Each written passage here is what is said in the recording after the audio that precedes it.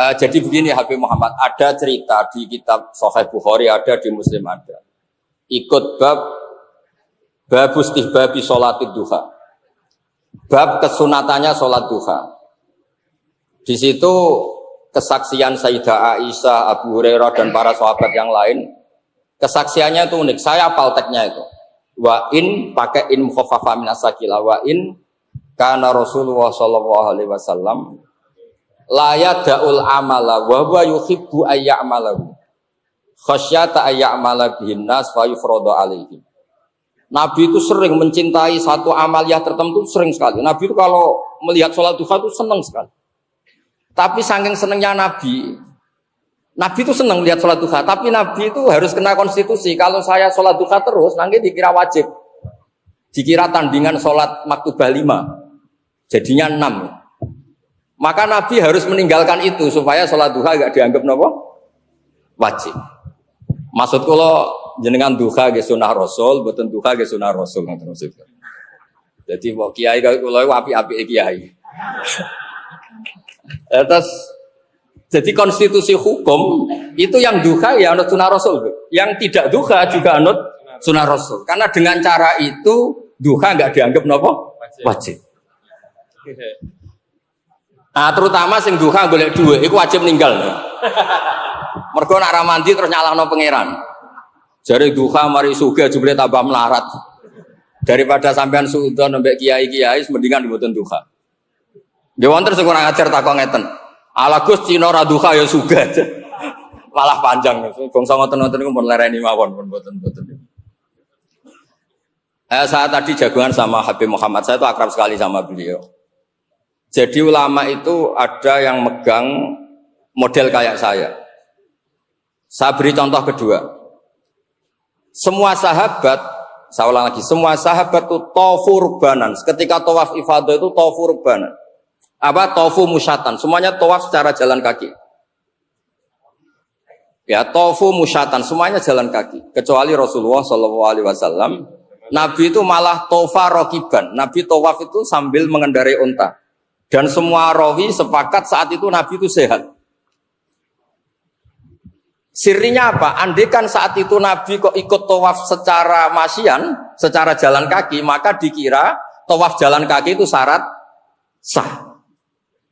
Maka akan ada tambahnya, syaratnya tawaf itu berputar 7 kali, dimulai dari Hajar Aswad, posisi suci. Syarat ketiga adalah dia harus jalan. Barokahnya Nabi Rokiban, diketahui bahwa tawaf itu tidak termasuk syarat sah adalah dengan cara apa? Masyian ya boleh, rokiban boleh. Maka Imam Nawawi dalam kitab Majmu' ngendikan ketika Nabi melakukan sesuatu yang dalilul jawaz untuk menunjukkan kalau itu boleh, itu pahalanya di atas yang melakukan sunat karena ini menjaga konstitusi. Jadi gampangannya sampean misalnya duha 8 rakaat sampai kula ora duha, ketoke ganjarane kathah kula mboten duha. Mergo kula mboten duha tapi mulang, maksudnya mulang halal haram. Sampai duha golek dhuwit niku mesti keramat kula niku. Terus tarife sunat itu mandub atau sunat tarife ku kalih. Nak dilakoni untuk ganjaran niku wong saleh-saleh. Terus yang setengah soleh kados kula nganggo definisi kedua, nak ditinggal ora apa-apa. Lah kula niku milih sing nak ditinggal ora apa-apa. Nggih tak baleni takrife sunat seperti nak dilakoni untuk ganjaran, nak ditinggal ora apa-apa. Sampeyan milih sing pertama apa kedua? Berarti setengah soleh dong. Mohon sami kalian kula pun. Nak kepengen sing pertama nggih kados Habib Muhammad. Sing kados kula mawon lah gampang. Terus sebagai bentuk penghormatan kula teng majelis niki, majelis Rubat Syadiliyah napa Nurul Anwar napa mawon lah istilah. Saya tentu punya kenangan kathah kalian Gus Wafi. Saya ini teman kakak-kakaknya, mun kados dulur. Kalau ini sak kamar kalian Gus Kamil, Gus Zofur. Kemudian ada adik-adik angkatan kados Gus Wafi, Gus Yasin sedanten. Terus di majelis ini kula niat dari rumah mau bacakan Shahihul Bukhari tentang Sayyidul napa? Istighfar. Kenapa saya baca itu sebagai dukungan pada Gus Wafi bikin Thariqah Syadiliyah. Orang itu B. Muhammad yang merasa dosa terus itu salah besar dalam adab Syadili. Karena seakan-akan Allah itu tidak ngasih nikmat, tidak ngasih rahmat. Makanya saya ini sering kalau istighfar itu sering tidak kuat. Bukan karena balilo, saya ini termasuk orang baik, bukan karena balilo. Jadi kalau istighfar terus kan kesannya kenangannya Allah sama Anda ini bikin dosa. Astagfirullah terus nangis eling dosa ini seakan-akan Allah bikin kenangan Anda ini hanya Anda diciptakan dosa. Padahal Anda sholat subuh, Anda ngurmat istri, ngurmat keluarga, Anda tidak zina, tidak maling. Kenangan kebaikan Allah itu kan banyak. Tapi kamu hanya ngenang sisi kamu ditakdir apa? Dosa. Maka mazhab Syadzili itu mazhab yang paling mengingkari cara berpikir seperti itu. Sebagaimana nasnya Rasulullah SAW, Abu ulaka bi ni'matika aliyah, Abu ulaka bi ni'matika aliyah, bahwa saya ya Allah hubungan dengan engkau itu selalu engkau kasih nikmat. Wes sampean salat misalnya ora salah cara fikih. Tapi cara malaikat delok wis seneng. Capek gelem sujud. Wis bener, wis waras lah. Mosok manggon bumine Allah yene ya ana ora gelem ngakoni Allah kan lucu. Wes cara fikih ra salah. Tapi pangeran delok kowe wis pantes. Cawaras mergo gelem napa? Sujud. Ora entuk ganjaran lan di statusna waras pun keren, waras. Makanya di kitab Madzhab Syadzili ini kalau bela Gus Wafila. Yang ngarang hikam itu asmane Ibnu Athaillah As-Sakandari. Ini muridnya Abdul Abbas Al-Mursi. Itu muridnya Abdul Hasan Asy-Syadzili. Dan cerminan Madzhab Syadzili ya di kitab hikam. Kata kitab hikam itu kafa min jazaihi iyyaka 'ala ta'ah an radiyaka laha ahlan. Cukup sebagai pahala kamu melakukan taat adalah Anda ditakdir melakukan. Anda ditakdir apa? Lakukan. Jadi misalnya sholat Anda ini karena hal tertentu enggak sah. Tapi malaikat bisa enggak nyalakan Anda, misalnya 5 ada sebah taqwa, kenapa Anda membaca tasbih? 5 ada kabar taqwa, kenapa Anda membaca takbir? Tidak bisa. Anda akan dibenarkan semua malaikat di langit karena antal mukabbir, Anda yang membaca takbir Allahu Akbar, Anda yang membaca tasbih, Anda yang membaca kalimat-kalimat thayyibah. Pasti itu keren. Nah, ditakdir begitu itu sudah luar biasa. Makanya kata Sohibul Hikam, kafa min jazai iyyaka 'ala ta'ah an radiyaka laha ahlan. Cukup sebagai pahala kamu ini ditakdir melakukan kebaikan. Nah, problem fikih tadi yang didhawuhna Gus Yasin, orang itu terus berpikir sah tidak sah. Sah tidak sah itu masalah fikih. Kalau masalah hakikat, ketika kita ditakdir sujud itu sudah luar biasa.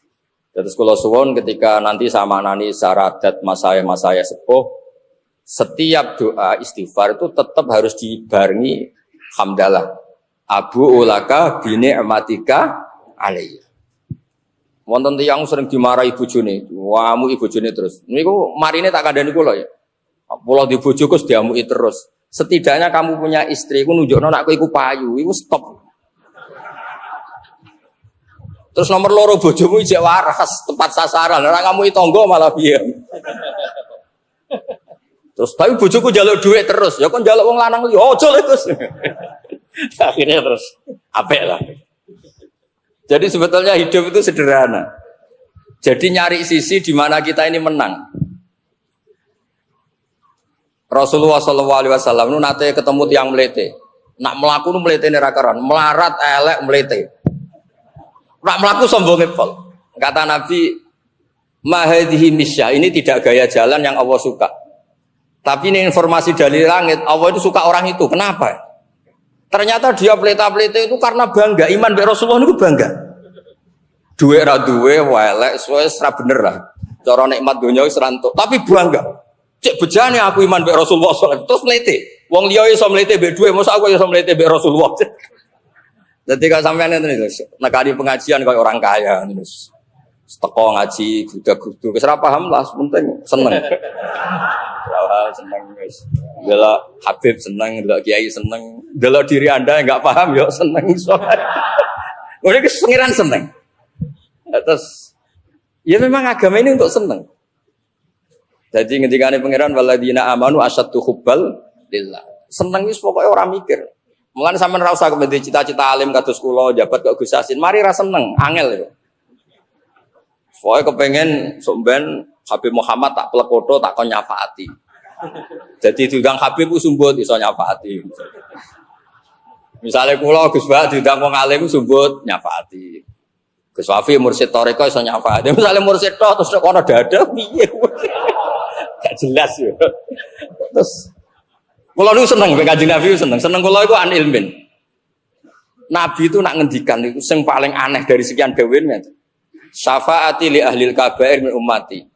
Umatku sing salah-salah lah tak syafaati. Itu kan luar biasa. Wong ra melok salah kok kepikiran apa? Nyafaat. Itu kalau enggak orang baik enggak bisa wong ra melok salah kok kepikiran apa? Dan itu direwangi tahajud. Nabi itu tahajud hanya memohon supaya diberi hak syafaat. Wa minal laili fatahajjat bihi nafilatan lak asa ayyab'ataka rabbuka maqamam mahmud. Terus nek swani dadi Gus Wafi mursyid thariqah kula sekecil jare wong alim, Habib Muhammad, Habib Gus Yasin momne mikir wong sak Jawa Tengah. Kowe ku nak nganti ra nyafaati tak tuntut yakin. Ben keren ngoten maksudnya dadi tokoh iku keren. Lho kula nu jare wong akeh ra iso ngaji niku kadang nak donga mbek pangeran nggih ngoten. Dawuhe pangeran tekan Nabi wastaghfir li dzambika walil mu'minina wal mat nak istighfar aja mikir awakmu tok.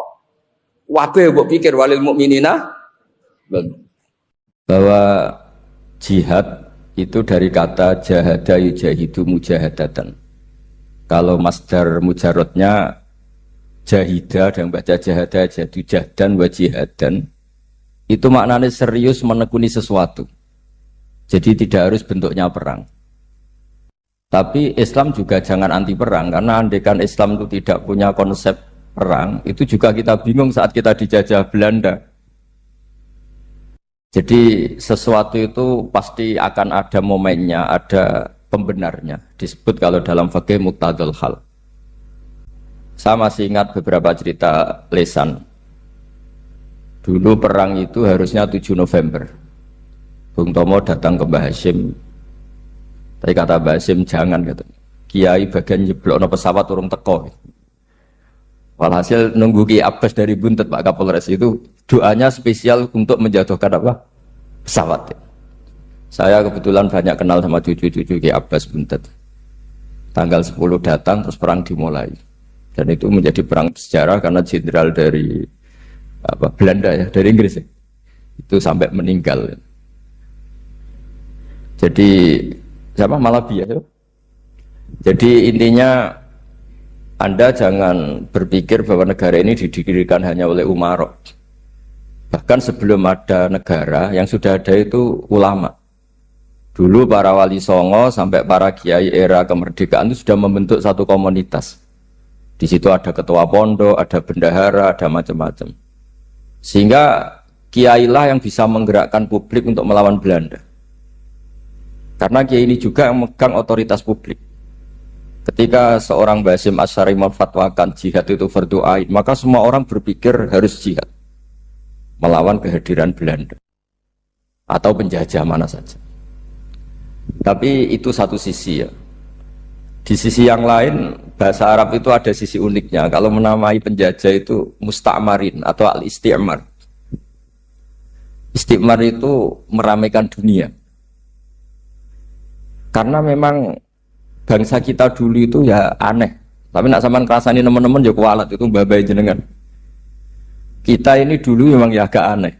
Belanda itu sudah penjajah tapi sama buyut-buyut kita dipanggil Doro. Bisa kamu bayangkan kiai saat itu untuk mengingatkan masyarakat pentingnya melawan Belanda. Wong manggil Belanda saja Doro tuan. Terus kemudian kita berfatwa melawan Doronya. Jadi benahi ilmunya saja wis sak penggawean kira-kira. Jadi ngelola orang bodoh itu ya kangelan. Enggak dikelola itu bangsa kita, dikelola itu ya rodok gedok banget. Wong ngundang penjajah apa? Dor. Jadi itu PR besar. Tapi kiai itu punya seni untuk memberi penjelasan. Makanya di antara kelebihan ulama itu pasti warasatul anbiya itu di Fatona ada unsur kecerdasan. Cerdas itu seni mengelola pikiran manusia, itu namanya cerdas. Makanya saya berkali-kali kalau ngaji, harusnya orang itu semuanya itu pengagum ilmu, jangan pengagum fakta, ini pengagum ilmu. Ya saya berkali-kali mencontohkan, kalau Anda suami yang miskin, nggak punya uang, terus pulang dimarahin istri karena nggak punya uang atau kerja tidak sukses, harusnya kamu bangga. Anda juga kan yang berteori kalau suami nggak becus itu pasti dimarahin. Nah, ketika menjadi fakta harusnya Anda syukur bahwa ilmu Anda itu benar. Jadi pas istri marah, wah, alhamdulillah ternyata teori saya ini benar. Ini lucu kan, teori Anda mengatakan demikian, tapi pas menjadi fakta Anda tidak siap. Nah, begitu juga menyangkut penjajah. Belanda itu sudah maju, Eropa sudah maju. Di mana-mana terbelakang itu menjadi objek penjajahan. Di mana-mana yang terpelajar itu posisi menjajah. Sehingga ulama berpikir bahwa awal dari kemerdekaan adalah mengertikan yang tidak ngerti. Karena teori penjajahan pasti gitu, yang tahu menjajah yang tidak tahu, yang sudah modern menjajah yang belum modern dan seterusnya. Makanya awwalu hadzal din itu al-ilmu. Makanya nomor satu itu ilmu, pengetahuan. Di sini pentingnya sampai Islam mewajibkan thalabul ilmi fardhatun ala kulli muslimin. Karena tadi bisa kamu bayangkan 350 tahun dijajah Belanda, kita manggil mereka itu doro atau tuan. Kayak apa? Susahnya menggerakkan masyarakat yang cara pandang masih demikian. Lah kiai-kiai pada berontak dibikinkan masjid di alun-alun, diberi otoritas beragama sehingga dikira Belanda ini baik. Padahal ini dulu ya niatnya meninabobokan biar tidak ada pemberontakan.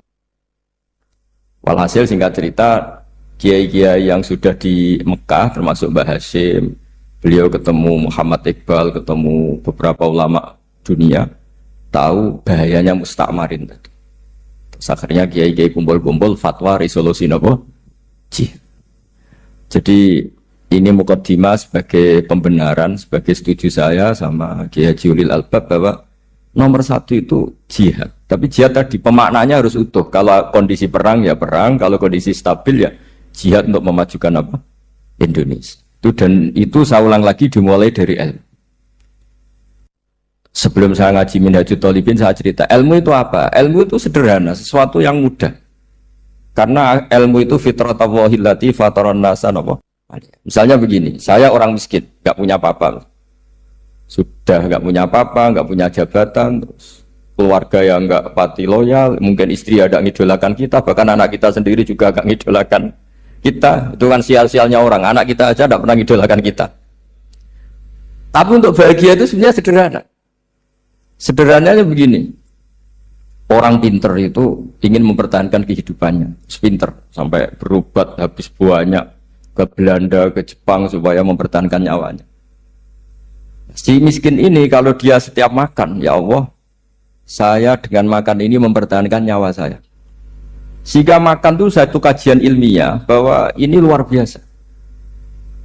Bahwa orang punya Alphard, punya uang 1 miliar, itu tidak mempertahankan sesuatu yang pokok, yaitu nyawa. Orang tidak punya Alphard itu hidup, nggak punya uang 1 miliar hidup. Tapi kalau nggak punya nasi 1 piring, nggak punya air 1 gelas bisa mati. Artinya apa? Orang miskin itu yusyarikul aghniya, sama dengan orang-orang kaya dalam hal kepemilikan hal-hal yang pokok.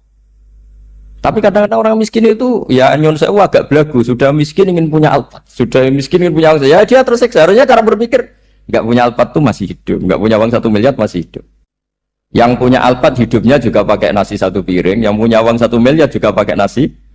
Ya kalau itu kan sama, saya punya. Kalau gitu kan bisa miskin rasa kaya. Itu memang harus dilatih. Nah, kalau orang kaya kan rumahnya banyak di mana-mana. Memangnya kalau rumahnya banyak di mana-mana terus tidur di sini 1 jam, di rumah itu 1 jam, malah nggak bisa tidur kan? Tetap aja yang dipakai 1 kamar. Itu gunanya apa punya rumah banyak? Setidaknya zaman miskin itu dia berpikir gunanya apa punya rumah banyak untuk dipakai ya hanya 1. Meskipun suatu saat kalau dia kaya juga berpikirnya agak rubah. Ya penting punya rumah banyak biar kemana-mana punya rumah nggak apa-apa, tapi sementara masih miskin jangan berpikir seperti itu. Nah, yang menjadi miskin kacau kan sudah miskin berpikirnya gaya orang kaya, itu kecelakaan ya. Nah, itu ilmu, maksud saya itu ilmu. Sehingga dulu Nabi ngajari orang miskin itu sederhana. Ketemu orang miskin sama Nabi diajarkan.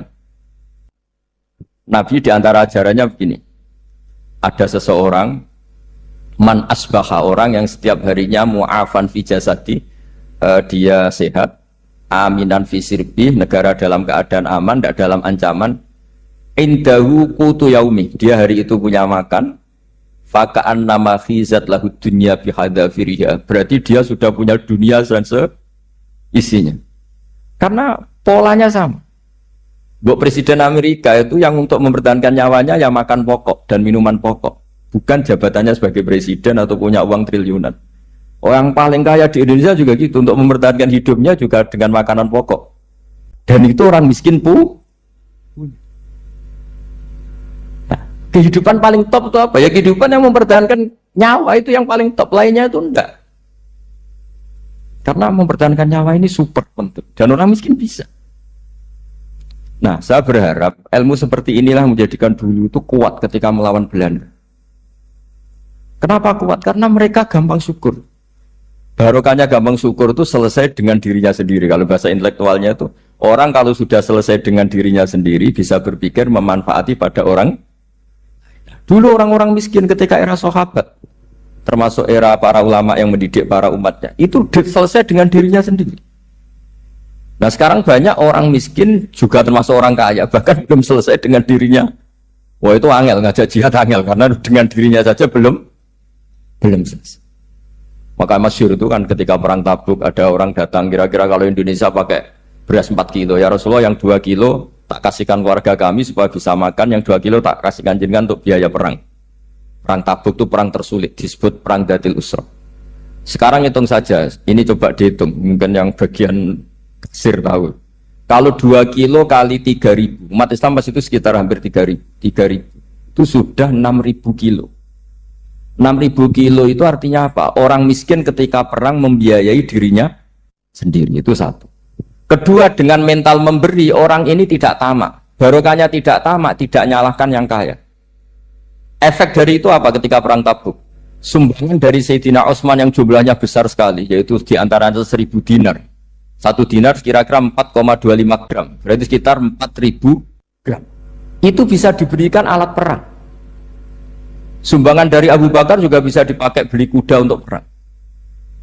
Nah bayangkan kalau kebutuhan orang miskin ini untuk makan itu nggak mau urun, wah saya miskin nggak perlu urun, saya miskin dipakai alasan terus.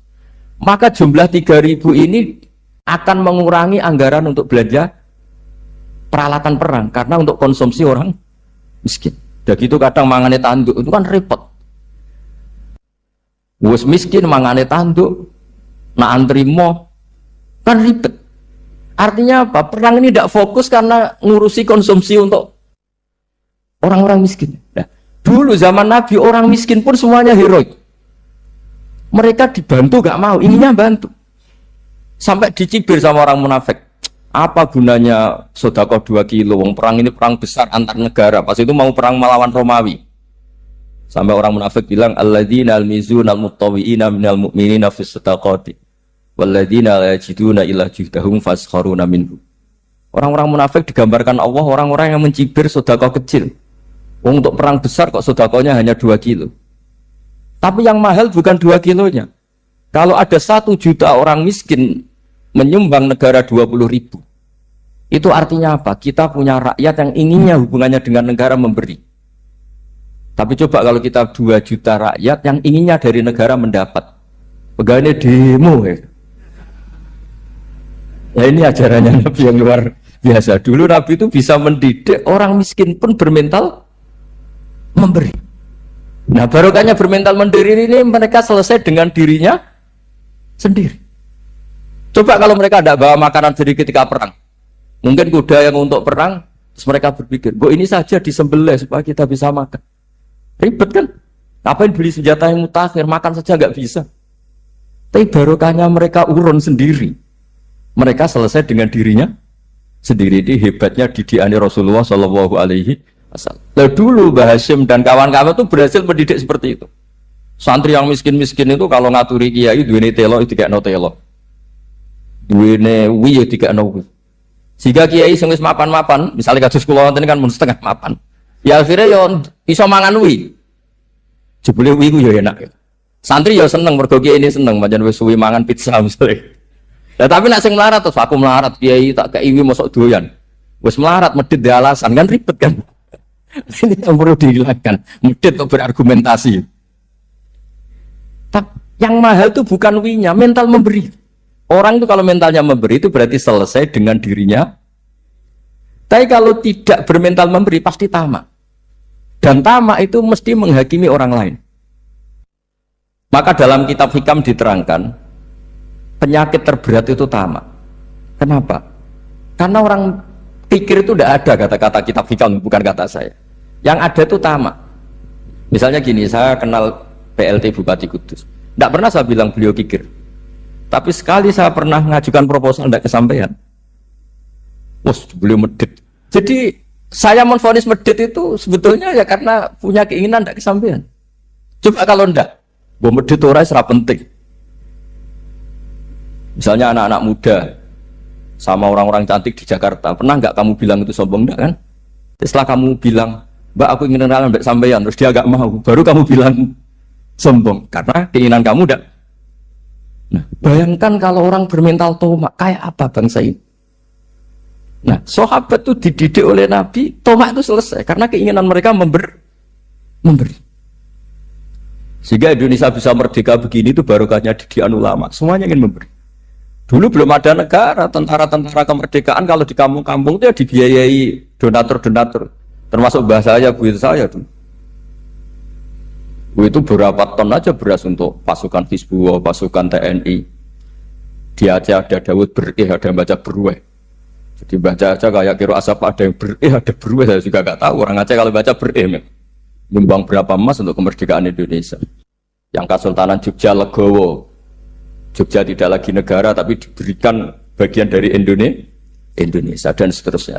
Nah, jadi semua ini barokahnya didikan Rasulullah SAW yang diteruskan para ulamanya bahwa nomor satu didik masyarakat itu bermental memberi. Dengan bermental memberi apapun kecilnya ini selesai dengan dirinya sendiri. Itu kalau sampean nggak punya mental memberi nanti pulang dari Pemda, acara ini kabupaten berkata ini tok ribet gitu. Awas itu, bar ngaji langsung lali berarti sampai. Sudah kalau nggak urun ini sudah luar biasa, nggak urun untuk berkat itu sudah luar biasa. Jadi itu yang makanya Nabi itu Quran dimulai wa mimma razaqnahum apa? Yunfikun. Quran mengajarkan bermental memberi yunfikun. Nabi berkali-kali ngulang al yadul ulya khairum al yadis sufla. Dan memberi itu tidak harus nunggu kaya. Gambarannya Quran tentang orang baik itu gimana? Alladzina yunfikuna fis sarra wadharra. Bukan fis sarra saja, ketika wadharra juga. Saya pernah guyon sama orang kaya di Jakarta. Dia uangnya miliaran, mungkin malah triliunan. Guyon sama saya, Gus saya ini sudah sekian bangun masjid di mana-mana. Saya ini berarti hebat. Enggak kata saya. Enggak ada masjid agama tetap jalan kata. Karena di kampung-kampung sudah banyak masjid kata. Masih keren tukang becak kata. Kok bisa Gus? Sampai nyumbang masjid 1 miliar, itu masjid apa kata? Ya masjid-masjid besar. Nah itu paling dipakai kubah atau menara atau apalah yang tidak mendesak. Tapi kalau orang miskin ngutangi orang miskin itu kalau nggak utang hari itu nggak makan. Kan nggak mungkin tukang becak ke utang kada bank atau orang kaya raya kan kenal saja ndak. Mesti orang miskin utangnya sama orang miskin. Saya kalau orang kaya utang Habibidin mesti mau beli Innova.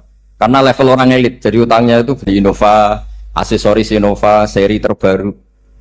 Tapi kalau orang miskin sama orang miskin utangnya itu beras untuk nyawa. Artinya apa? Kalau saya diutangi Habibidin untuk beli Innova itu ganjarannya itu sekunder. Tapi kalau sesama orang miskin itu ganjarannya primer. Keren mana? Hutang-hutangannya orang miskin sama orang kaya. Satu menyelamatkan nyawa, satu menyelamatkan citra. Dia baru sadar, ternyata orang miskin lebih hebat ketimbang saya, lebih hebat tapi tidak usah ditiru kata saya. Cuma dia menjadi tidak sombong sekian miliar yang disumbangkan ke masjid karena dia menjadi tahu ternyata itu tidak banget.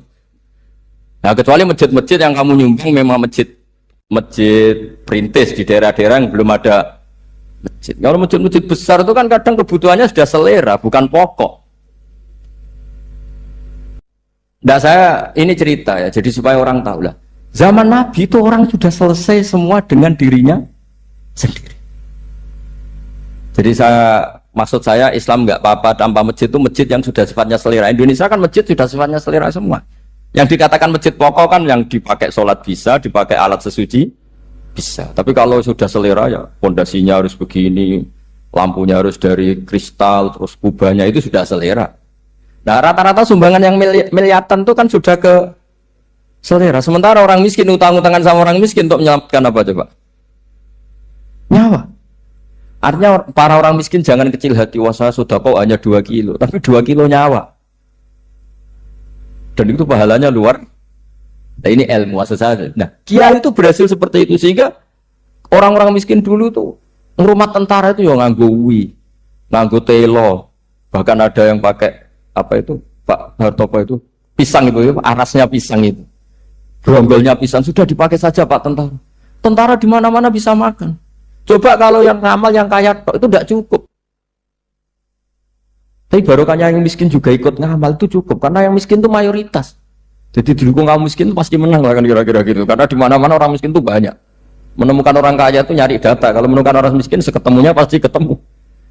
Dan orang miskin ini dididik ulama untuk berkontribusi. Sehingga banyak tentara yang ketika dicari Belanda pura-pura jadi petani. Ini juga yang menyelamatkan orang miskin. Nah, ulama dulu itu orang paling sukses mensuasanakan seperti itu. Nah, itu yang diceritakan di perang Tabuk. Mimpa di maka tayazihu qulubu fariqin min. Jadi perang Tabuk itu perang di antara yang paling diceritakan Allah berkali-kali apa? Ya Rasulullah tadi malam saya memburu dan ini dapat 2 sok ya kira-kira berapa kilo lah. Yang separuh untuk keluarga kami, yang separuh saya sumbangkan ke jenengan. Lu coba perang antar negara hanya menyumbang 2 kilo beras, bayangkan. Tapi nilainya bukan 2 kilo. Kalau 2 juta rakyat Indonesia nyumbang 2 beras, artinya hubungannya dengan negara hubungan ingin memberi. Dan barokahnya hubungan ingin memberi, ora pati kecangkeman tomak, ora pati kakean menuntut. Ini yang mahal itu tuh yang gak ternilai itu. Dan itu menjadi kekuatan yang luar biasa sehingga umat Islam bisa mengalahkan pasukan Romawi. Nah, Indonesia dulu kira-kira seperti itu prakemer. Bismillahirrahmanirrahim. Wasani asyara assalam. Ya kita tahu secara i'rab kalau sani pakai i'rab isim mangkus. Tapi untuk asyara tetap mabni nasab, mabni fathah maksudnya. Jadi semua ulama ngendikan adat mulai ahada asyara sampai tis'ata asyara tetap berstatus mabni apa? Fathah. Sehingga di Quran inni ra'aitu ahada asyara kaukaba. Terus di surat Mudassir alaiha tis'ata asyar. Padahal itu jadi mubtada muakhir. Berarti alaiha itu tetap ngatasin roko tis'ata asyara utawi 19. Tetap bacanya bukan tis'atu asyarin tapi tis'ata asyara. Jadi kita tahu secara hukum nahwu adat mulai ahada asyara sampai tis'ata asyara itu mabni apa? Fathah. Cuma khusus sani asyar yang saninya ini berstatus mangkus karena ada yaknya itu. Wasani asyar assalam wa aqalluhu assalamu alaikum wal asoh jawazu salamun alaikum. Qultu al asoh al mansus la yudzi'u. Jadi ulama itu ya lucu. Yang satu bilang al-asoh boleh salamun alaikum tanpa al. Tapi kata Imam Nawawi, al-asoh harus assalamu alaikum. Sama-sama diklaim sebagai kaul paling apa? Asoh.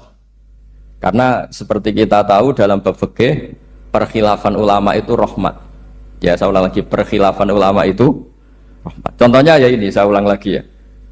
Nomor 11 itu. Wasani asyar iku assalamu.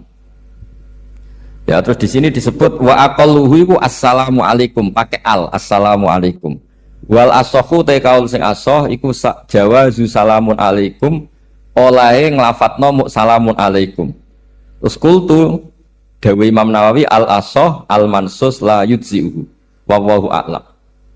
Jadi menurut Imam Rafi'i boleh salamun alaikum tidak pakai apa? Al. Itu juga diklaim sebagai al-asoh.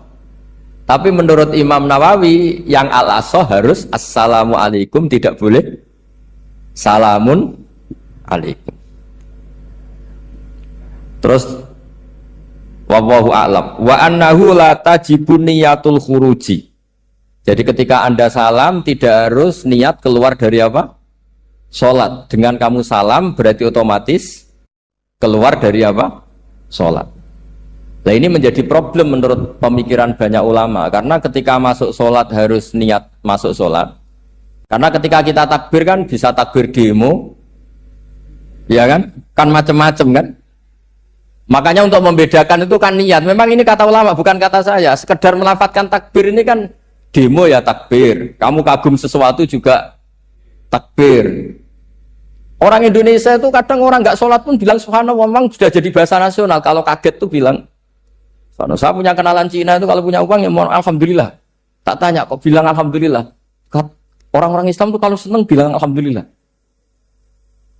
Yang ribet itu kubu sebelah. Kalau orang NU mau layasol itu mana tanya, Gus itu doa orang makan. Kok bisa? Biasanya orang NU kalau makanan sudah keluar mau layasol, ribet. Aduh repot itu. Jadi kadang-kadang wiridan itu sudah jadi bahasa nasional. Jadi Cina orang nggak sholat tuh kalau punya uang ya bilang alhamdulillah. Kadang orang yang nggak sholat tuh tanya, datang ke saya, insya Allah. Ya ribet. Makanya ulama itu berdebat. Lafaz-lafaz seperti ini itu apakah wiridan apa adat? Nah, untuk membedakan adat dan yang lain maka dibutuhkan niat. Makanya Allahu Akbar harus niat untuk masuk sholat. Nah normalnya salam juga harus niat keluar sholat, biar karena masuknya niat ya keluarnya harus niat. Itu menurut sebagian ulama. Tapi sebagian yang lain enggak lah, kalau selesai tidak perlu niat. Tapi tadi sebetulnya ada problem, jangan-jangan salam ini salam adat. Kebetulan ada temannya masuk terus bilang assalamualaikum, nanti temannya jawab waalaikumsalam. Itu ada kisah nyata. Ini memang naif betul ini. Ada orang alim sholat. Nah, ketika ada yang mau lewat itu kan dihadangi begini ya. Jadi dihadang gini ya, itu bidin. Yang lewat tuh karena saking nggak pernah yang ngaji malah tidak salaman. Kagetnya kan main itu. Ada orang sholat, ada orang mau lewat. Kan kesunatannya dihadang begini. Sisi ini santai saja malah ngajak salam. Terus ribet ngadepi orang nggak tahu itu ribet. Ya tambah bingung kan, diliwati saja bingung, apalagi sekarang diajak salaman. Kan memang nggak sambung, kulturnya itu nggak sambung. Nah, itu kalau bilang assalamualaikum terus pikir kamu waalaikumsalam. Ya ribet, memang ngadepi orang tidak tahu itu ya ribet. Makanya ya agama ini, ngelola agama ini mau. Nah barokahnya ngaji fikih itu beginilah, saya sering cerita. Misalnya kita hafal fikih, takbir itu wajib, rukun. Tapi bentuk ngangkat tangan itu sunnah. Itu barokahnya Masya Allah. Andai kan kita menentukan kefiahnya, mungkin kita sok suci. Itu pernah ada peneliti cerita ke saya, Gus saya neliti orang NU itu pusing. Kenapa? Takbirnya beda-beda. Itu takbir berkali-kali. Jadi orang was-was cobalah, bertobatlah itu. Jangan sampai jadi mazhab baru. Kalau yang was-was orang bodoh gak masalah. Coba kalau dia orang alim alama. Nanti muridnya juga niru. Oh ternyata takbir yang saya itu 3 kali itu. Oh ternyata takbir yang saya itu 7 kali. Itu kalau dia jadi imam. Kalau dia jadi makmum nyampai ini pinggir. Sampai pinggirnya takut kan bulan ini. Ada yang kayak orang nggak punya uang, Allahu Akbar tangannya diangkat separuh saja enggak. Itu kan, tapi itu enggak ngefek di Indonesia karena dari awal kiai-kiainya ngajarin ngangkat tangan itu nah caranya juga agak ditentukan, terserah kamu. Begitu juga mau sisihkan tangan itu juga sunat. Sehingga kalau ke Turki atau kemana-mana itu ada yang kayak orang baris, ya kan, habis takbir ya sudah. Ada yang sendakapnya beda-beda. Ada yang nutupi iga yang hilang katanya, sampai begini. Ada yang santai begini. Semua nggak jelas. Sehingga itu kalau di militer ini ada Pak Dandim itu juga bingung ini nggak protap ini kan. Tapi kalau di fikih itu memang kalau sekali nggak diwajibkan terserah masing-masing. Ada yang kayak orang baris, ada yang sendakap begini katanya apa nutupi iganya yang hilang. Wadah yang sambil rasa-rasa macam-macam. Tapi barokahnya ilmu fikih itu diputuskan memang dari awal tidak wajib. Yang wajib itu takbirnya. Maka duduk juga begitu. Meskipun kita sepakat duduk tahiyat ula, namanya iftiros, duduk tahiyat akhir namanya tawarruk, itu harus kita vonis, kita hukumi sunnah. Cara seperti itu sunnah. Wa ayyuqu'udin qa'ada sohat sholatu, seperti kemarin di Minhajul Thalibin. Dengan duduk gaya apa saja, sholatnya tetap. Sehingga kalau kita di Arab, misalnya pas haji, orang Arab itu memang ya agak kacau. Orang Indonesia itu kalau sholat duduk, itu kan memang benar-benar sakit. Sakit sudah agak mau mati itu benar-benar sholat baru duduk. Orang Arab itu enggak.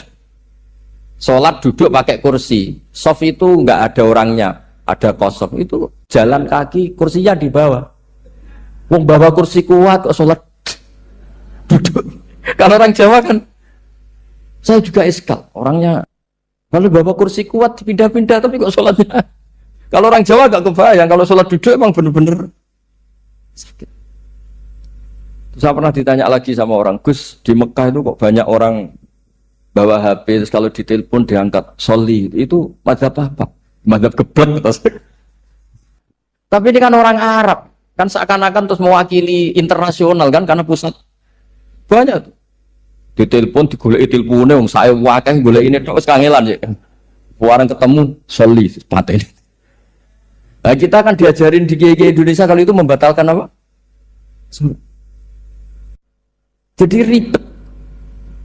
Nah, barokahnya kitab-kitab seperti ini, meskipun kita di Indonesia itu mengikuti panduan yang diarahkan atau yang dibagukan oleh ulama-ulama. Nah, Indonesia itu makanya berkah. Saya sering ketemu ulama Mekah itu kalau muji haji Indonesia luar biasa. Bukan sekedar sopannya. Memang cara hajinya itu nyari kaul yang disepakati itu sah. Karena memang dilatih KBIH, dilatih Kemenak, masih dilatih kiai setempat. Meskipun niatnya ya kadang tidak baik. Saya pernah tak tanya, kenapa kamu latihan haji sebegitu? Kalau sholat kok enggak? Sholat gak sah, gak apa-apa, Gus gak bayar, kita haji. Dia itu sholat bendina atau kursus baik ulol. Bareng apa kaji oleh takut terang, tak takut. Sholat kira tahu takut, nak kaji kok takut. Nak sholat rasa gak iman, Gus gak bayar, ini haji itu. Coba, sebenarnya kurang ajar kata saya. Jadi ya, ternyata sekarang terkuat. Kenapa orang-orang awam itu kalau kaji kok semangat belajar? Semangatnya sama dengan sholat apa di bawah haji jauh sholat itu?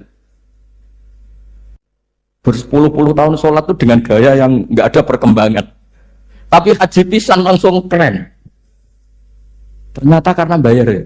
Apa perlu ditiru? Sholat harus bayar supaya ini supaya.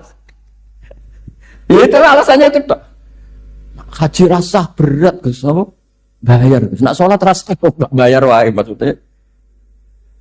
Padahal kalau kita ngikuti as-sholat imaduddin, sholat dengan haji itu afdal mana? Afdal sholat, harusnya lebih serius belajar sholat ketimbang belajar haji. Tapi setahu saya nggak ada kan KBIS gitu. Kelompok bimbingan ibadah sholat. Jadi ini kritikan saya, semoga didengar ya. Cobalah. Padahal Rian Raden Asnawi di Karang pesolatan. Supaya orang tuh sholatnya benar, ya sholatnya benar. Ya jadi ngaji fikih seperti ini setidaknya Anda menjadi tidak mudah mengadili orang lain. Bahwa sholat itu yang takbir tok yang wajib. Misalnya baca ya Fatihah tok, sehingga kalau ada imam lupa baca surat ya gak apa-apa, memang dari tidak wajib. Jadi pemilahan wajib dan tidak ini penting supaya tidak menghakimi pada yang lain. Jangan sampai perilaku kesolehan itu menjadi bentuk yang mengadili, nggak boleh. Itu Pak Kapolres. Kalau di ilmu fikih itu ada ulama penjaga ilmu itu ekstrim-ekstrim. Dulu ada sahabatnya Nabi namanya Jabir bin Abdullah, ini ada di kitab Bukhari, di kitab Sholat. Ya maksudnya al-ilmu tentang sholat. Itu semua yang di masjid itu sudah pakai jubah, kayak gamis. Kalau orang Indonesia mungkin ya pakai hem, pakai baju batik, pakai. Itu dia datang malah gamisnya dicopot. Gamisnya dicopot, imamannya dicopot, terus tinggal pakai satu sarung. Terus dicancang di sini, akidan benatorofaihi ala atik. Ini kayak cerita-cerita di perang pahlawan itu. Hanya dengan pakai sarung satu dikalungkan. Terus ada orang-orang tabiin bilang gini, unzuru ila ashabi Rasulillah, ini sahabatnya Nabi kok sholat dengan cara seperti itu, enggak islami banget, enggak keren banget lah. Terus kata Jabir bin Abdullah, saya sengaja melakukan ini supaya kamu tahu bahwa batas aurat yang dimaksud Nabi seperti ini. Shalla Rasulullah sallallahu alaihi wasallam fi izarin wahid akidan baina tarafaihi ala atiki. Saya pernah melihat Nabi sholat seperti saya ini. Tapi barokahnya itu akhirnya diketahui kalau batas auratul rajul hanya mabena surah war rubah. Andai kan tidak ada perilaku Jabir seperti ini, orang akan ngira bahwa syaratnya sholat itu harus pakai jubah, syaratnya sholat harus pakai hem. Akhirnya orang-orang yang kebetulan tidak pakai jubah, tidak pakai hem bingung.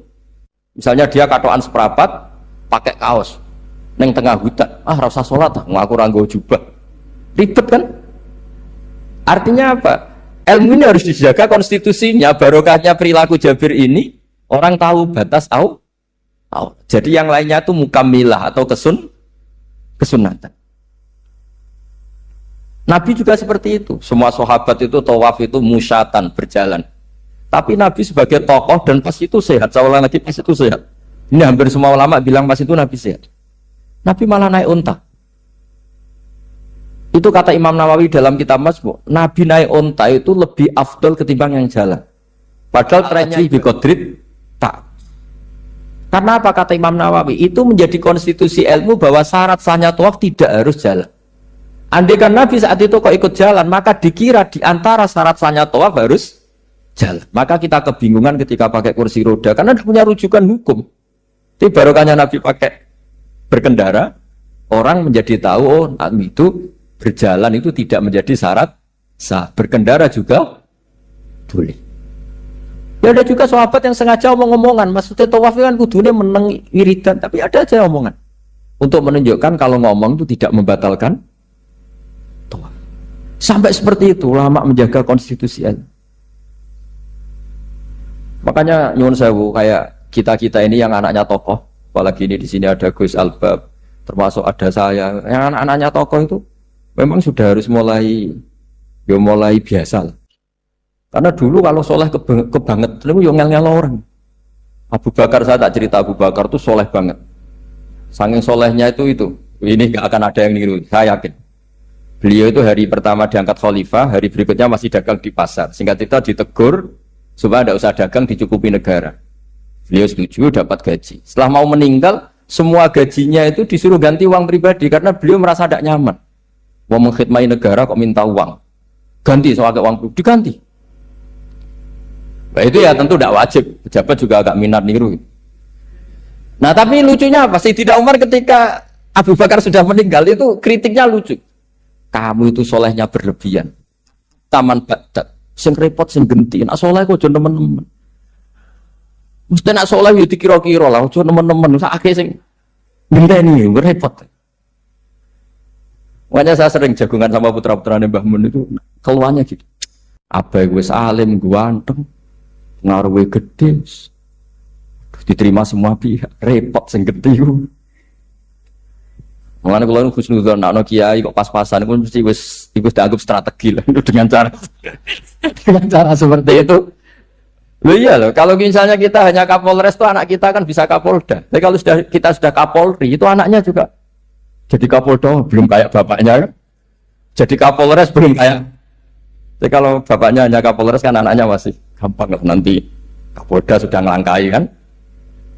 Jadi kadang-kadang itu artinya ulama dulu itu hebat cara. Makanya kamu jangan kaya-kaya banget, jangan sukses banget. Kasihan anak kamu nanti ini. Kasihan. Makanya saya sebenarnya jadi kiai itu yang ingin bener-bener banget, tapi sakit santriku lah kira-kira. Ini bukan justifikasi, tapi ini cerita saja. Cerita. Di antara makalahnya Sayyidina Umar yang terkenal itu komentar Abu Bakar itu at-abta man ba'dak. At-abta ngel-ngel no siro man ing wong ba'daka sausti siro. Kowe iku terlalu bener sing repot aku iki penggantimu. Enggak aku maksa soleh tetep ora koyo Abu Bakar. Maksa soleh nek ora nak soleh kira-kira lah aja nemen-nemen gitu penggantinya itu. Ini cerita ya, jadi saya mohon. Nah, barokahnya itu juga kesolehan yang massal itu diakui oleh ulama. Termasuk begini misalnya nyuwun sewu, Nabi itu menyebut kesolehan itu ya termasuk wa fi buti ahadikum sodako, kowe ngeloni bojomu ya sodako. Ayati ahaduna syahwatahu wa walahu ajrun. Masa urusan gitu dapat pahala ya Rasulullah? Jawab Nabi enteng. Ali salawatu aha fi haramin akana alaihi wisrun, kalau dia begitu dalam selain istrinya kan dosa. Ya berarti kalau sama istrinya ibadah, tidur ya ibadah, kumpul istri ibadah, bercengkrama sama keluarga ibadah. Akhirnya ulama bikin satu hukum yang luar biasa. Di antara hukum yang di kitab usul fikih itu begini. Mubah itu tidak ada. Itsmamin mubahin illa wa yatahaqqaqu bihi tarku haramimma Fa'il zamu minas sukun tarkul qatli wa minas sukut tarkul qadzaf wal ghibah. Sehingga kita ulama misalnya melihat orang kampung sekatokan seperapat neng omah ngomel mbek bojone, mbok ngomel mbek anake, ini luar biasa karena tidak di diskotik, tidak di tempat-tempat yang seperti itu. Ana wong neng omah nglamun rokokan wis delok tikus liwat. Lumayan ra delok gambar porno. Itu ada ulama yang berpikir itu karena tidak ada sesuatu yang mubah kamu lakukan kecuali saat itu Anda meninggalkan kehara. Makanya kata ulama mubah itu tidak ada. Karena saat melakukan mubah artinya Anda tarkul haram. Wa tarkul haram wajib. Berarti fal mubah wajib. Sehingga ulama misalnya sampai turu mulai barisan nanti subuh. Hada taroka zina wa taroka sarikoh wa taroka kada wa kada. Semoga malaikat pakai usul fikih itu. Nah, kalau malaikat pakai usul fikih itu kamu tidur habis isya sampai subuh, hadza tarokal ma'asi kasirah. Nah, yang ribet kalau malaikatnya bagian khusyuk. Hadza tarokat tahajud wa tarokal witro. Nah, kita semoga malaikatnya yang percaya pendapat tadi. Jadi ada dua pandangan, ada ulama mengatakan mubah itu tidak ada karena tidak ada orang yang sedang melakukan mubah itu pasti meninggalkan keharam. Makanya ini sirinya kenapa dulu kiai-kiai top itu sering jagungan. Orang tahu semua lah, Mbah Zubair sering jagungan, dulu Mbah Tur ya sering jagungan di depan Masjid Menoro. Karena ingin mensuasanakan bahwa untuk menikmati hidup itu tidak harus dengan kehara. Jagungan mbek konco ya seneng, gejul-gejulkan mbek konco ya seneng. Ini anggap saja perlawanan terhadap supaya tidak nikmati maksiat. Wa qudbu hadatin al-istidzad bil mubahat kata Imam Ghazali. Inti beragama ini adalah nikmati sesuatu yang dihalalkan oleh Allah Subhanahu. Coba ketika orang lain bisa nikmat kalau harus ke tempat-tempat maksiat. Kamu cukup nikmat ketemu konco gejol-gejolkan zaman mondok podo melarate. Terus diterusno saiki yo melarat atau cocokan melarat itu kan keren no? Keren. Sisi tok diusir mertuane, tok diusir ipene terus cocokan. Ndak kowe piye Kang gak apa-apa sabar kabeh kodok-kodar wae Kang. Oh itu ibadah yang luar biasa. Mergo ridho sama kodok. Kodar dia tidak perlu cari nyuwun sewu hiburan yang maksiat. Nah, saya berharap ulama-ulama Indonesia itu mengikuti jejak ulama dulu. Ulama dulu itu kalau ibadah itu ya seperti itu. Jadi jangan hanya melihat ini semalaman kok tidur, tidak witir, tidak tahajud. Oke, dia memang nggak afdol, nggak sempurna lah, macam kiai pas-pasan nah kan. Tapi ya jangan lihat tarokal witro wa tarokat tahajud, tapi kamu juga harus lihat tarokal dahab ila niklab wa tarokat dahab ila mahalil mak. Siapa yo sekali-kali muji orang susahnya apa sih? Suudzon itu dikurangi lah, sekali-kali muji orang lah. Jadi kalau ada orang tidur hada tarokal maas, alhamdulillah. Meskipun ya rada damu sih tarokal maasi wa tarokat toat, sudah agak apa-apa lah. Tapi lah di sini terus kualitas. Nah, dengan cara itu Anda bisa membaca Quran secara fasih. Wa min ayatihi manamukum billaili wan nahar. Kenapa sekedar tidur kok dianggap wa min ayatihi? Di mana-mana ayat itu kan hal-hal yang luar. Ini tentang tidur saja kok dianggap ayat. Itu bisa dimaknai keren kalau Anda pakai kaidah usul fikih, yaitu dengan tidur berarti Anda meninggalkan sekian maksiat. Sehingga disebut wa min ayatihi manamukum billaili wan nahar. Nah, saya berharap konstitusi seperti ini jalan terus. Ya saya baca ya sampai salam selesai. Wa akmaluhu assalamualaikum warahmatullahi marroten yaminan wasimalan. Multafitan fil ula hatta yura khadduhul aiman. Tapi itu hanya akmal ya. Jadi ukuran paling sempurna kalau salam itu melengak ke kanan sampai dengan pengandaian ini bisa dilihat dari belakang. Tapi tetap saja itu ukuran apa? Akmal, tidak menjadi syarat. Jadi ya sampai melengak gini sampai kira-kira terlihat dari apa? Belakang. Tapi ukuran itu tetap akmal hatta yura khadduhul aiman. Wa fisaniyah saat terusnya alesar terus nawian assalam alaman an yamini wa yasari minal malaikati. Dia meniatkan salam itu kepada orang-orang di sisi kanannya mulai malaikat dan manusia dan jin. Wayan wil imamu assalama alal muqtadin wahum arrodda aleh wahum yanwauna napa arrodda aleh. Jadi wahum yanwuna arrodda aleh. Jadi imam niat salam untuk makmum, Makmum niat membalas salamnya apa? Imam. Tapi itu saya ulang lagi hanya akmal. Terus asal isya asar tartibul arkan kama dzakarna. Jadi pentingnya, jadi jangan kira terus ngaji kalau wasunanuhu wa akmaluhu, tidak penting, itu penting sekali. Barokahnya status akmal dan sunnah ini, kita tidak mudah menvonis orang lain karena kita tahu ibadah itu hanya berstatus sunnah. Coba kalau nggak ada ketentuan itu, kita akan mudah menyalahkan orang. Salam kok orang melengak belas itu sholatnya sah atau orang. Padahal dari awal melengak itu statusnya hanya sunnah. Kemudian untuk penutup supaya ini clear ya, saya pernah baca di Syarah Bukhari yaitu Fathul Bari. Nabi itu kalau setelah salam itu mubilan biwajihi alal hadirin. Jadi Nabi langsung menghadap ke timur. Andikan Indonesia menghadap langsung ke timur. Tapi uniknya para syurahul Bukhari itu menganggap itu tidak satu sunnah yang tidak jadi satu sunnah yang permanen. Tapi kata para syurahul hadis, siapapun boleh melakukan gerakan yang bisa memaklumatkan kalau sholat itu selesai. Saya ulang lagi ya, jadi Nabi menghadap ke timur, kalau di konteks Indonesia, itu sebagai bentuk maklumat, ini loh sholat saya sudah. Karena takutnya apa? Orang yang dari jarak 2 kilo, 3 kilo ingin makmum sama Nabi, andai kan Nabi tidak menghadap ke timur, tetap posisi seperti sholat menghadap ke kiblat, maka orang dari luar mengira Nabi fi sholatin. Ya, Nabi masih dalam. Bahayanya apa? Kalau orang ini langsung takbir, usolli fardhu zuhri, misalnya makmuman, ternyata Nabi sudah sholat. Berarti sholatnya nggak sah. Kenapa? Irtibatus sholat atau robtus sholat biman huwa laisa fi sholatin. Dia menggantungkan sholat dengan orang yang sudah tidak. Dan itu bahaya sekali. Masa kamu sholat, makmum sama orang yang sudah tidak. Nah, semenjak itu terus ada aturannya ulama. Siapapun yang jadi imam harus memaklumatkan diri dengan cara apa saja supaya menunjukkan kalau sholat itu selesai. Makanya adat kiai-kiai kita tetap menghadap kiblat tapi namanya astagfirullahaladzim. Itu sebetulnya memaklumatkan. Loh, nak niat banter nyentuh pangeran usah istighfar gianre. Gak sopan blas astagfirullahaladzim. Itu sebetulnya itu memang maklumatkan iki lho jong salatku wis bar. Nah, apa makmum masbuk sing ijek sholat atau cuma makmum aku gitu. Ada yang separuh-separuh, ya tidak madhep wetan, madhep kulon, madhep ngalor. Itu ya sedengan, maksudnya sedengan. Karena memang kata Syurahul Bukhari itu apa? Imam punya gerakan yang menunjukkan kalau sholatnya itu selesai supaya nggak dikira fi sholatin, kemudian ada yang ya clear ini ya.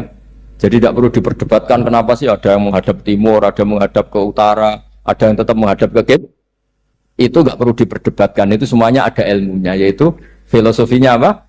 Ada gerakan yang menunjukkan kalau dia sholatnya selesai supaya tidak ada yang ikut. Sekali ada yang ikut berarti nanti apa? Robtus sholati biman laisa fi sholatin, yaitu menggantungkan sholat dia dengan orang yang hakikatnya sudah ada.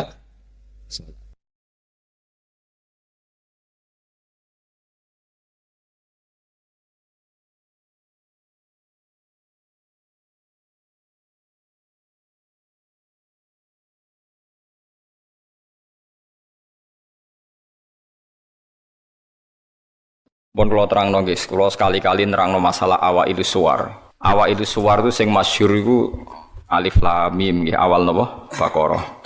Terus nopo malih? Alif lam ra. Terus alif lam mim ra. Terus Yasin, Toha, Ain, Sin, Qaf, Hamim, Kaf, Ya, Insot, terus Nun, Qaf, ya sekitarnya. Ada banyak perdebatan ulama yang menurut saya sebagian itu harus kita benarkan. Meskipun sebagian itu ya hanya akal-akalan, tapi sebagian saya percaya ya.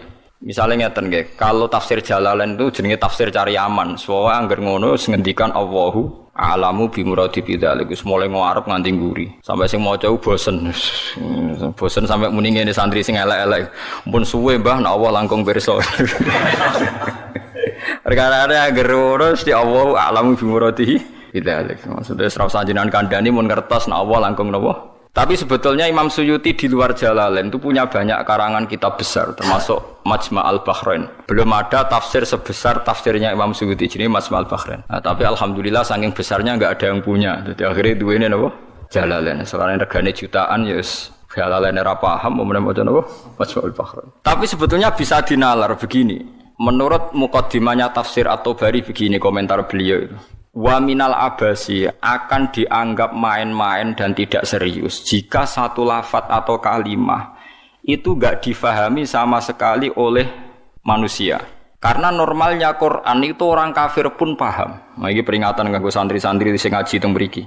Normalnya orang kafir pun itu paham Quran. Karena nanti orang kafir-kafir Mekah dan Madinah di antara kesalahan mereka adalah karena tidak mau angen-angen Quran. Loh, ketika Quran turun itu kan keadaan manusia dalam keadaan apa? Kafir. Ya dalam keadaan apa? Kafir. Berarti mukhatabnya zaman itu kebanyakan ya orang apa? Kafir. Jika Quran itu asumsinya bisa difahami orang kafir karena pakai bahasa Arab dan mukhatabnya orang Arab, maka harus ada maknanya di luar makna murad. Ya, harus ada maknanya meskipun di luar makna murad, makna yang dikehendaki. Itu kula cocok. Nggih niki mun niat ngaji Quran ya jenengan kudu siap mikir serius. Aja men arep-arep janji swarga ancaman apa neraka. Contone ngeten nggih. Kula contohno sing real teng kene hadis-hadis sahih. Walid niku musuh besare Nabi. Umar bin Khattab zaman niku nggih musuh besare sinten? Kanjeng Nabi. Terus ada Abu Lahab, ada Abu Jahal. Yang paling terkenal sastrawan Walid bin Mughirah, bapake Khalid. Dadi Khalid bin Walid bin Mughirah.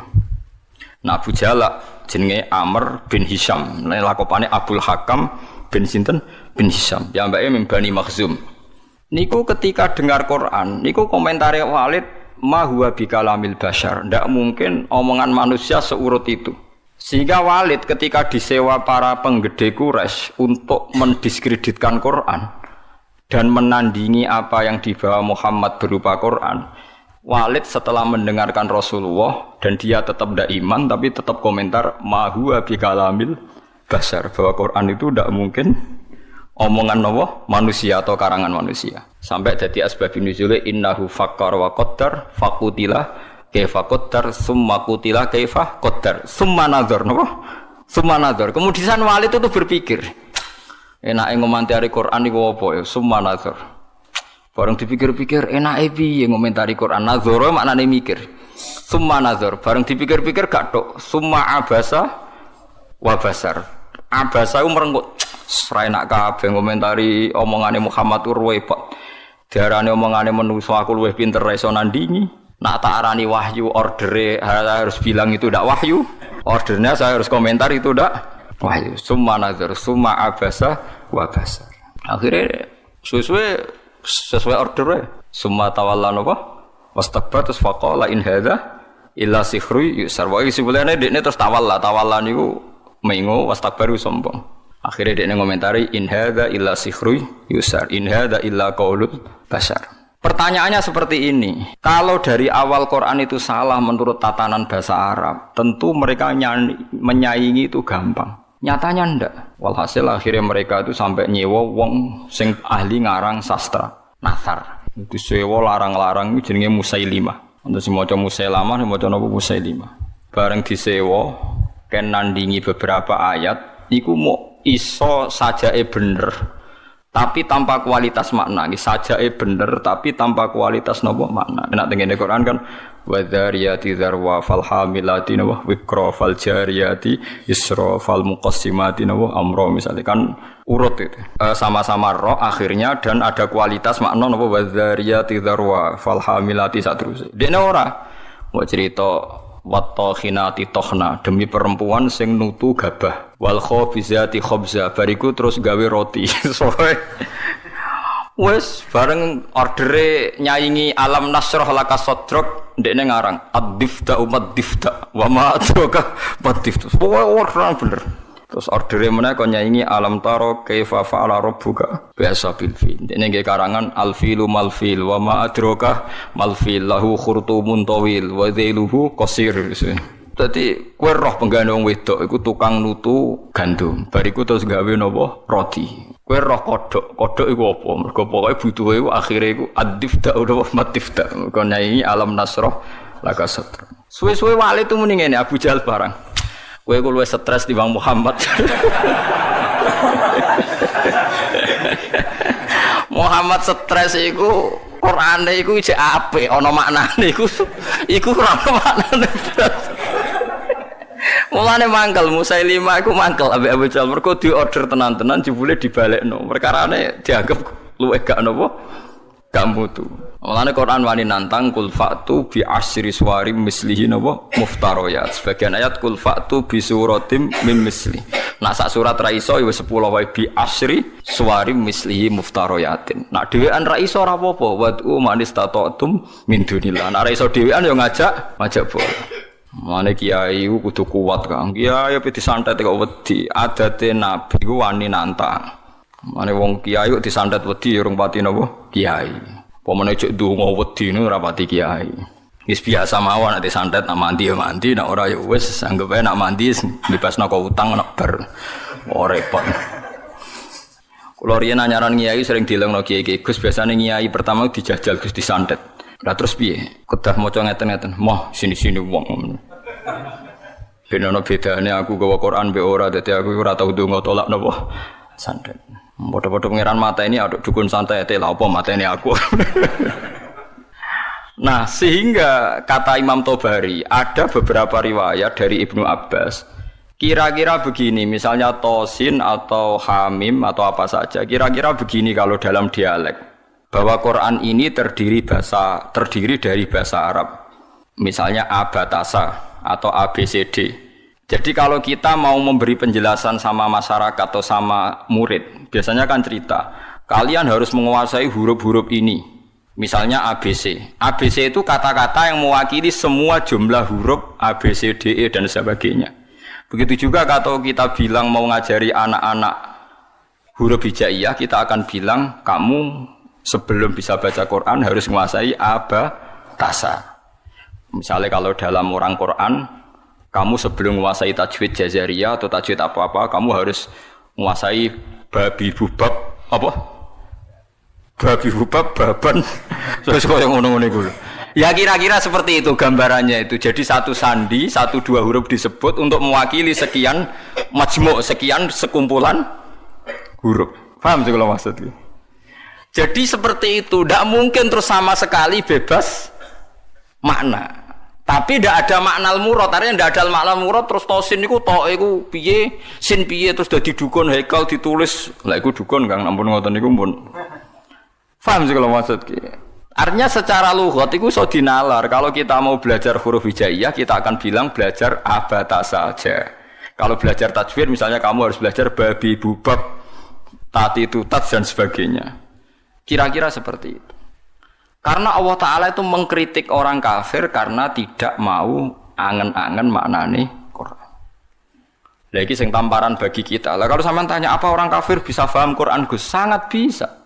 Kita punya cerita banyak orang kafir yang masuk Islam karena dibacakan Quran. Sing masyhur itu Umar. Sinten? Umar.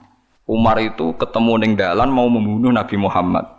Ketemu kancane dinyek lha apa mateni Muhammad. Dulurem dhewe saiki katut Muhammad diparani. Adik kandung diparani pas sampai Khobab bin Arad beberapa sahabat maca Quran Toha ma anzalna alaikal qur'ana litasqa. Kon baleni Mbak Umar, coba itu diulang. Bareng diulang Umar sadar, ma huwa bi kalamil basar ini pasti ndak kalamil basar ini ndak iman deh. Karena paham ma anzalna padahal dia masih apa? Masih kafir. Lah sing lucu Walid itu gento Kang bapak Khalid. Mulane Khalid wis dadi panglima perang lah ya rontok. Wong anake sinten? Walid. Khalid bin Walid bin Mughirah. Niku nakalipol. Nakalipol niku Quran niku ngendikan Dzarni wa man khalaqtu wahida wa ja'altu lahu malam mamduda wa banina syuda. Mboten niku lho sing ayat setunggale. Wala tuti kullahallafim mahin hammazim masyaim binamim mannail lil khairi mu'tadin asim utullim ba'da dzalika zanim. Iku wonten songo mboten. Pokoke jare tafsir songo tapi urung tak hitung. Songo nek mboten songo pitu jare. Wala tuti kullahallafim mahin hammazim masya'im binamim manna'il lil khairi mu'tadin asim utullim ba'da dzalika zanim angkana dzat pokoke songo nggih Muhammad kowe aja anut wong sing tukang sumpah halaf iku tukang sumpah kullu halafin mahinin sing orang itu hina kullu halafin mahin hamazim masya hamaz itu tukang melecehkan orang lain masyain yang sering berjalan dengan membawa adu-adu wae tukang fitnah masyaim binami manna'il lil khairi tukang menghalang-halangi kebaikan mu'tadin terus meliwati batas athimin banyak anjen Quran ku hebat tenan wong nyifati wong ora usah awaluha wa akhiru nak cara fikih ngarang kitab kan al awal asani asalis arabi atau awaluha asaniha kalau Quran turut wala tuti kullu halafim mahin hammazim masyaim binami manna'il lil khairi mu'tadin asim utullim ba'da dzalika zanim lepas zanim tersinggung Walid miso-miso dene parani mboke diparani mbok iku ibu Bu Muhammad tuh nyifati aku songo iku bener kabeh aku ya paham pancen aku iki wong kurang ajar aku iku tukang sumpah tukang kurang ajar tukang adu-adu bener kabeh kecuali sitok yaiku Muhammad nyifati aku iku zanim tukang ngaku-ngaku nasab padahal Muhammad orang arah bodoh nih lucu kan padahal dia kafir jadi kafir tapi belajar tafsir detail kowe ora iso lho belajar kowe ora iso ayo sapa sing hafal ayat iku terus belajar sak tafsire. Zaman niku ora ono Jalalain, Kang. Ora ono Jimbrak, ora ono. Zaman niku dene wis paham. Zanim maknane ngaku-ngaku. Zanim daiin lin nasab. Dene ku nasabe akon-akon. Padahal Mughirah iku mimbani Makhzum, suku Quraisy terhormat. Saya ini turunan suku Quraisy terhormat, Bu. Kok darane mau ngaku-ngaku tok? Angger jenengan ra ngandani kula tak pateni, ibuke diancam. Mboke lu tak pateni. Mergo sifat songo iku aku sing 8 paham kecuali sitok. Pancen tak akoni kesalahanku iku 8 iku. Kecuali sitok. Tapi Muhammad gak ngarah goroh, dene ngomong Muhammad iku ora ngarah goroh. Dadi wala tuti' kullu halafim mahin hammazim masyaim binamim manna'il lil khairi mu'tadin asim utullim ba'da dzalika zanim. Akhirnya ibu ngaku, ngene lho Jun. Bapakmu ku impoten. Cerita kok elek ngono. Bapakmu ku impoten. Impoten ra iso ngeloni aku. Aku iku dunyane ku akeh, dunyane bapak emak akeh nasab terhormat. Famak kanat nirro'iya min nafsi. Akhirnya aku iku dipajangi tukang angon. Pokoknya butuh duwe anak ya kowe iku. Mulane kowe darani kuras dinyek Quran mau ngaku-ngaku. Fa abu katil karoi bapakmu tukang angon niku. Kurang ajar Muhammad. Omongan kok kabeh bener dadi. Iku kurang ajar Muhammad. Omongan kok kabeh bener. Lha Quran ora sekedar bener kan. Nate ku yo enak. Nak wong biasa ngarang kebenaran kan nganggo prosa sing ya nganggo prosa gak iso kan ngomong bener nganggo sajak kan angel kan. Ngomong bener cek nganggo napa saja. Nah ngomong bener nganggo prosa kan gampang. Iku nganggo napa saja. Misalnya ngomong bener kan Walid itu pendusta, Walid itu ngene kan gampang. Iku ndak ngomongnya ngendikane Quran tem ngangge saja. Wala tuti' kullu halafim mahin hammazim masyaim binamim manna'il lil khairi mu'tadin asim utullim ba'da dzalika zanim. Cek nganggo mem kabeh akhire mem kabeh. Nangis Walid. Waduh, jebule aku ratu suku Quraisy ta. Mergo bapake napa? Impoten. Mangkel sekolah mboke. Bu, kok iso aku darani wong Quraisy mok sekedar akon-akon. Cek ceritane piye? Ora tak pateni jenengan. Wong Arab. Ngaku mboke. Cung bapakmu sugih tapi apa? Impoten. Inin, ana kiai maca anin. Inin iku napa? Impoten. Iku Quran kan. Jadi wong kafir iku iso paham. Mergo umpama wong kafir gak paham, Allah gak ndek alasan nyalahno wong kafir gak iso angen-angen Quran. Piye pas Quran turun niku khitabe kadang wong kafir. Mu jelas to qul ya ayyuhal kafirun ya la a'budu ma ta'budun. Qul lil ladzina kafaru satughlabuna. Ra apal aku lek sampean. Lha aku iso nyontokno akeh, kurang akeh. Ya kuliah yal kafirun khitabe sapa? Wong kafir. Mergo berharap supaya Islam. Misalnya kul huwallahu ahad pertama ya gara-gara wong kafir mat. Kita ini sering punya Tuhan. Tuhan kita itu misalnya dari batu atau dari emas. Nah, pangeran kok apa mat? Mereka memikir Tuhan tuh ya pikiran mereka Tuhan itu ya batu yang dipahat atau apa. Terus Allah nurono kul huwallahu ahad. Allahus. Terus wong kafir paham. Berarti hebat mat pangeran. Mergo bahannya ndak materi. Ya kasih Islam. Pertama takwane kurang ajar. Coba lah mat, kalau kita ini biasa punya Tuhan, kalau kamu punya Tuhan yang beda dengan kita, materinya dari apa? Amin dhahabin, am hajarin, an fiddatin, kita kok dari emas atau dari perak atau dari batu. Kanjeng Nabi kon nerangno kul huwallahu ahad, Allahus samad, lam yalid wa lam yulad wa lam yakul lahu kufuwan. Ya akeh sing iman. Mulane nek ora paham Quran kudu isin, tapi alhamdulillah kita ora wong Arab. Dadi dia alasan mergo kita ora nduwe. Ora wong napa? Arab. Semono wae sampeyan takoki pangeran, "Marab buka." Basa Jawa mawon.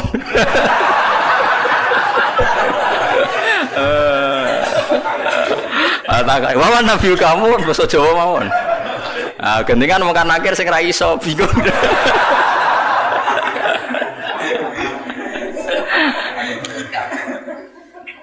Akhirnya takut pangeran Gusti wari basa Jawa. Anake wali tenan yo latihan mbek wong iku. Mungkar nakir malaikat Kang, ngadepi mungkar nakir gampang pun. Penting sampean mukmin ikhlas wedi wek sampean tutup wedi. Pemene sampean hafal Quran tambah wedi. Mungkar nakir disentak nggih wedi kok. Masyhur teng kramate Sayyidina Umar. Habib alim nak cerita niku masyhur termasuk kramate Sayyidina Umar, Sayyidina Ali pas Umar kapundhut iku donga juk mukasyafah, kepengin roh mletene Umar tok akhirat ta ora. Mletene ngono ning donya tukang nyentaki wong tok akhirat ta ora. Jangan-jangan nak ketemu kan akhir jicing wedi mulai. Walhasil Sayyidina Ali iku mukasyafah roh pas Umar ditakoki mungkar nakir. Mungkar nakir teko dengan wajah sing duha ilani, wajah menakutkan. Digambarkan matane koyok kendil sing terbakar merah. Teko dek disewentak sampai Umar. Kamu tahu menghadapi siapa? Saya ini temannya kekasihnya Allah. Maksudnya aku ini temannya Muhammad kekasih. Kau sing sopan be aku. Mirip mungkar nakir. Disentak teko pertama disentak. Malah jadi Sayyidina Ali nyentak kok nganti tok akhirat. Jadi mungkar nakir disentak sampai mbek sinten? Umar. Matur pangeran Gusti niku kok nyentak kula padahal kula sesuai prosedur. Sebab pangeran didhawuhi mulane wong ndek kira-kira mosok ngadepi kancane kekasihku mbok padakno mbek wong liya. Ah macak sing apik, macak. Akhirnya takoke ngapunten. Wah karena akhirnya mending ngapunten. Astah seramutu ternyata. Oh, repot. Ya karena malaikat itu ya hambane pangeran. Dan saya pernah ngaji di sini cerita dan ini ada sanadnya. Tenggene tafsir Ibnu Katsir itu masyhur itu barokah surat Tabarok. Kalau yang tadi cerita dari nopo riwayat kabiron an kabirin. Kalau ini tertulis di tafsir Jalalain yang cerita yang akan saya ceritakan. Di wonten tiyang lu apal surat Tabarok, apalnya nganti mati gak lali. Eling-eling dadi kan apal Tabarok aja nganti pas sampai mati lali. Orang ini banyak dosanya. Misalkan kalau nggak percaya lihat di tafsir Ibnu Katsir di bab surat Tabarok. Itu muamin fadhaili surati Tabarok kan sumiyat hadis surah al-waqiyah al-munjiyah. Napa al-waqiyah al-munjiyah? Munjiyah yang memberi keselamatan. Al-waqiyah bisa menjaga dari siksa napa kubur. Mau karena ngir teko wong iku ape digebuki. Karena dia nakal, bulet. Walhasil terus surat Tabarok itu menjelma jadi apa ndak tahu, pokoknya Mungkar Nakir dimaki-maki. Mungkar Nakir, kamu tahu saya siapa? Ya tahu, kamu itu anti kalamuwah, kamu itu kalamuwah. Pokoknya di situ semua mukhatabnya yang perempuan karena dari kata surat. Sehingga anti kalamuwah, kamu itu kalamuwah. Kalau kamu menyiksa dia, berarti nyiksa saya. Saya ini ada di dalamnya karena dia hafal Tabarok. Tapi jaman karena masalah dekne nakal aku kudu jotosi dekne. Iya tapi masalah aku ning jero nek jotosi kena aku, berarti kira sopan mbek kalamu. Buantah-buantahan. Dari Mungkar Nakir, ya wala uhibbu isaataki. Aku yo ora seneng eleki kowe kalamu aku yo ora wani. Lah ora wani ora usah siksa. Wah, bingung Mungkar Nakir piye iki? Enggak bulete kudu disiksa tapi dekne hafal tabarok. Iku tabarok tok lho, Kang. Wes. Wah, saya ngapal 114 surat ya. Quran pinten nggih, Pak? 114 ya. Wes 114 sing lebokno kulhu muawwidatan macam-macam. Apal surat sitok Baqarah nu marem Kang 2 juz setengah. Sitok dari kulhu agak tunggale. Akhire yo wis ngene wae. Matur pangeran, piye-piye aku nyeksa wong iku ya perintahe pangeran. Aku rawani kuwe sebagai kalamu wah ya aturane pangeran. Wis saiki aku ora ndek keputusan. Mung karena akhir sing mletene kono iku iso ditalokno. Wis saiki matur pangeran. Matur pangeran karena sudah di depan Tuhan, mung karena akhir rawani ngomong. Guayane ngono ora wani ngomong.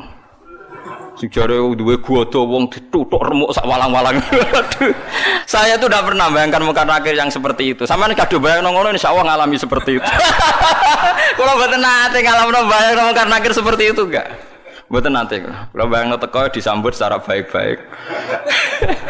Aku nak kiai nek cerita wong karno angkur, nggo godo wong dituthuk sak walang-walang. Saya cok rangkil kula mboten nate bayangno. Ngenyak uang, mboten kula bayangno. Nek sampean bayangno ngoten nggih monggo nek akan kejadiannya seperti itu. Akhirnya matur pangeran Gusti, caniki ora sopan ya. Makhluke jenengan setunggal ora sopan. Mong kula karuan kalam muka kok ape ditutuki. Iya mong karena kowe wani mbek kalam. Muti angin akal Gusti. Ya tapi masalahe gawa kalami, wong iku gawa Qur'anku. Bos poe bantah-bantahno terus Allah menangno surat Tabarok. Isfa'illah, ya suke nyafaati wong iku. Mungkar nakir mire ora usah ora aja ngurusi wong iki urusanku. Disafaati. Mulane terus tren wong do ngapal surat napa? Tabarok. Tapi nak wong lelape disiksa iku ape mati lali. Mulane ngapal pas sampai mati wae. Tapi niku nyata. Mulane masyhur wonten riwayat fa'in napa jenenge la subhanallah la taghurrannakum hadhil maskhif al muallaqah. Fa inna Allaha ta'ala la yu'adzibu qalban wa al-Qur'ana. Sebagian riwayat fa inna Allaha la yu'adzibu qalban fihi bi'a'un lil Qur'an. Kowe kok aja geman hanya terlena karena Quran itu sudah dimushafkan. Kemudian Anda tidak menghafalkan Quran. Kamu harus hafal Quran sampai ada di hati Anda karena Allah tidak akan menyiksa hati yang di dalamnya ada. Ya logikane gampang Kang, muka nakir kok nyiksa wong hafal Quran si apal lho syaratnya ora pas semaan ning donya tok, nganti mati ku apal. Kan gak sopan mosok ana kalamu wah disiksa. Lan iki bayangno semaan sok ben ngarepe pangeran Kang, aja men ngarepe wong sekali-kali bayangno tetep apal nganti sowan pangeran. Ya minimal kula ijazah, minimal kita tahu khatam Quran fi salat. Kula menate, mungkin sampean durung nate. Mboten semaan Kang, ya ora usah makmum. Saya itu pernah ngatam Quran fi salat itu 2 bulan setengah. 1 hari kira-kira itu 2 lembar setengah. Kalau saya lupa tak ulang lagi. Gak paham maknanya ya tak ulang lagi. Kalau sampean kan tidak ada urusan dengan makna, malah penak, malah cepat, malah aman, malah lancar. Giyebut saya oke. Kalau mulai kalau mboten lepat itu sekitar awal Jumadil Ulam, Jumadil awal akhir Rejab ruwah poso. Pokoke kalau khatam niku poso akhir. Gue iling-ilingan Gusti niki kula setor Quran mbek jenengan, mbek guru nate, mbek bapak nate niki kula setor mbek jenengan. Nggih salah ki kula baleni, sak rakaate ki kula baleni. Nggih kula jagani wae tak nggo nantang mungkar nakir wae maksude wae kira perkara nak sowan mungkar nakir. Nggih kula pun siap-siap mboten bayangno sing nggawa godho niku lho. Kula dadi pun niku mboten kula bayangno. Saya yakin dia akan baik-baik saja maksudnya. Nah dene gaya tak omongi, saya tidak pernah bayangkan Anda seperti itu. Berlakulah seperti itu sama orang-orang yang membayangkan Anda seperti itu. Saya enggak. Mesti ini balik malih. Jadi kalau sampean memahami Quran itu bisa. Buktine tiang kafir yang berdua itu sering Islam mergo ngrungokno wacanan Quran termasuk Sayyidina Umar bin Khattab. Masyhur Kang tenggene Mekah niku ketika Nabi baca Quran di depan umum tuh orang kafir pun mau iman. Masyhur itu ketika Nabi duka itu karena mau sholat dihalang-halangi teng Ka'bah. Nggih. Terus Nabi maca Hamim tanzilum minar rahmanir rahim kitabun fussilat ayatu Qur'anan Arabiyyan liqaumi ya'lamun basyira wa nadhiru itu Abu Jahal, Walid, Utbah bin Saibah, Rabi'ah semuanya mendengarkan. Wah, Muhammad itu hebat. Itu tertegun semua mendengarkan Quran ini. Bareng mulai ayat ini mereka kaget. Fa in a'radu faqul anzartukum sa'iqatam mithla sa'iqati 'adiw wa samud. Fa in a'radu kalau mereka menolak Quran faqul anzartukum maka peringatkan Muhammad kepada mereka anzartukum sa'iqatam mithla sa'iqati 'adiw wa samud. Mereka akan mengalami halilintar yang menyiksa mereka sebagaimana siksaan pada kaum Ad dan Samud. Niku Walid bin Mughirah, orang-orang Bani Quraisy. Langsung mulutnya Nabi lu ditutup ambek lesan, ditutup sebagai bentuk hormat. Unasyiduka ya Muhammad birrahim. Kuffa anna ya Muhammad. Mat aku elek-elek ngene jek dulurem padha-padha wong Quraisy. Macam Quran aja mbok terusno. Mergo ngerti bacaan Muhammad ini akan direaksi oleh langit dan akan menjadi sa'iqatam misla sa'iqati 'adiw wasam. Mereka faham kalau ini enggak main-main. Dari ini nunjukno nak Quran itu bisa difahami. Karena enggak mungkin Allah ngendikan ning gone wong Mekah kemudian dengan semua lafaz yang tidak bisa difahami. Paham sih kalau maksud. Nah, karena kita sekarang problem kita kan kita ndak orang Arab, enggak tahu ngaji. Orang ngaji ya mau ngaji thariqah, ngaji wiridan. Kan ya ora detail alim. Sing alim kadang ora ahli Quran, mau ahli fikih kan ruwet. Kita ini ngalami sekian problem. Bariku terus diutang di masalah macam-macam terus. Was tambah bulat meneh kan, terus tambah bulat terus. Bariku proposal gak cair, bingung meneh macam-macam lho. Dia jago bupati kalah, macam-macam wis rembulet. Nah, kula alhamdulillah ndak ngalami itu semua, dadi rapati bulat kula. Jadi cara kula niki mun tengah-tengah. Kita ya yakin nak awal surat itu gak bisa dimaknai. Tapi ada kemungkinan makna kira-kira kata Ibnu Abbas seperti itu. Kayak orang mengajari huruf hijaiyah terus bilang ini huruf kamu harus menguasai A sampai Z. Misalnya kalau Indonesia bilang kan kamu kalau ingin tahu bisa baca koran atau buku harus menguasai huruf A sampai Z. Lah kira-kira orang Arab ya bilang kamu harus menguasai alif sampai ba, alif sampai mim. Karena alif, lam, mim, nun, wawu. Lam, mim itu khasnya wong Arab. Lam, mim kan sudah huruf akhir. Napa lam mim nun wawu hamzah ya. Nah, makanya kata-kata tafsir Tobari beberapa lafaz yang disebut nak ke awal akhir. Misalnya Yasin pakai huruf akhir ya. Terus alif huruf napa? Awal. Terus misalnya ain punya kelebihan huruf halak itu ada beberapa khas-khas yang bisa diduga kira-kira seperti itu.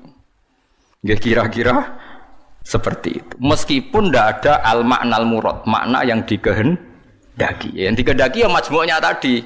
Kalau kamu ingin baca Quran atau baca buku, maka kamu harus menguasai A sampai Z.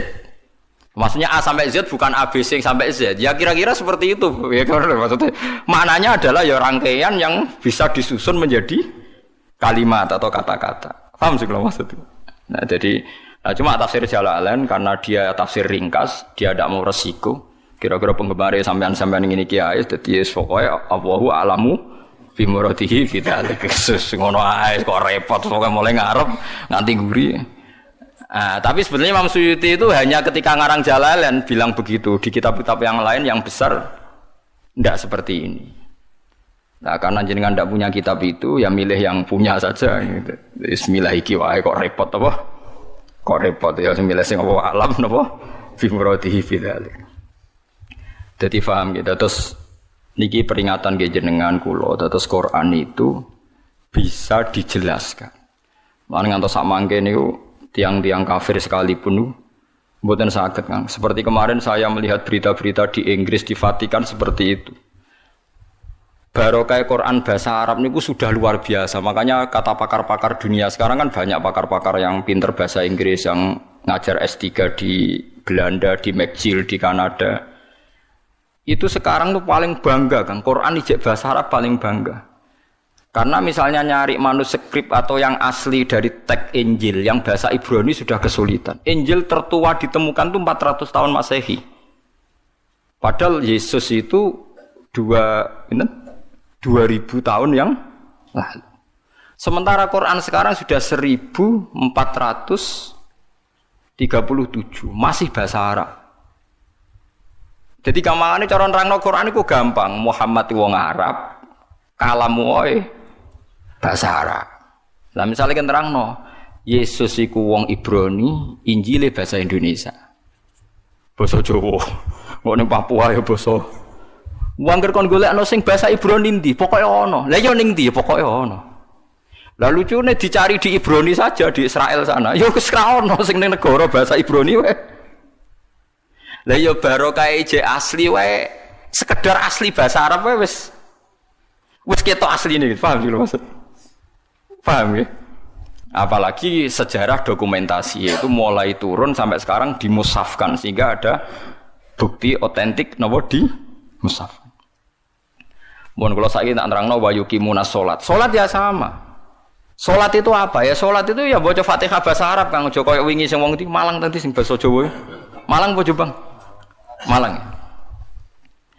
Kula paling tak kenang salat bahasa Arab niku tak eling niku seorang wartawan. Wartawan ngliput kerusuhan Gaza. Gaza Palestina nih. Dia itu bisanya bahasa Inggris, dijak bahasa Arab ora iso. Sing ngomong wong Arab jurnalis Arab.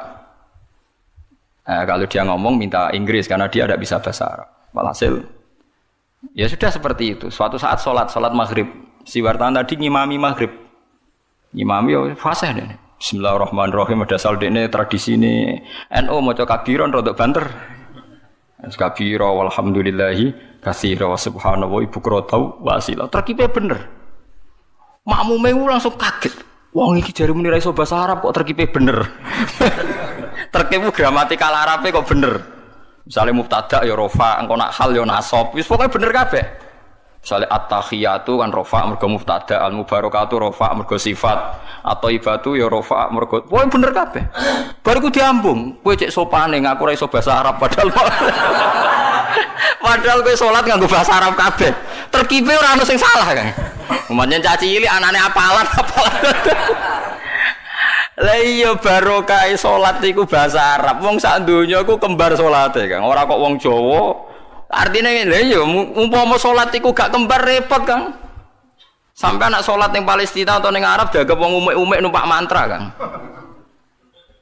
Oh iya disterilno mbek wong Wahabi cara salat basa Jawa. Salat kok maca mantra.